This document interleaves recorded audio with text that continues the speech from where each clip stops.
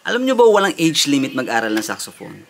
So napatunayan ko kasi yan, kasi since 2006 pa ako nagtuturo ng saxophone. And then nung nagpunta ako ng Japan noong 2009, mga senior citizen din yung mga tinuturuan ko. Tinuruan na ako na 60 years old pataas. 60, 69, may 80 years old.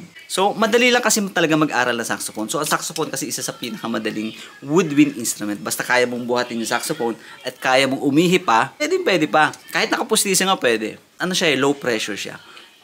Parang yung ihip niya, yung effort niya sa pag-ihip, para ka lang sumisipol.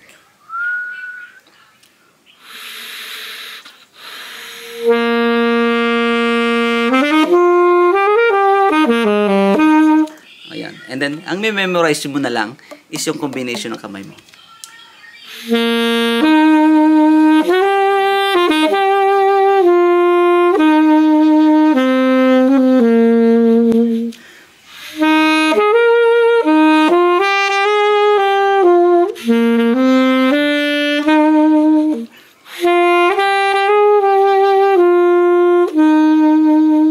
And then, pag need nyo ng mga saxophone, so meron din kaming affordable na pang-start. Okay, tapos para man lang mapaganda yung sound nyo, lalagyan nyo lang ng konting vibrato. Gagalaw nyo lang yung baba nyo, yung jaw nyo. It's never too late to learn the saxophone, so message nyo lang kami dito.